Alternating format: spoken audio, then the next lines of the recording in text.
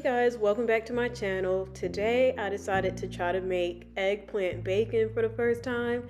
So what you see here are all of the ingredients that I used. Very simple, very quick recipe, and I think you all will be pleasantly surprised by the outcome. I know I was. Anyways, I'll see you in the next one. Enjoy!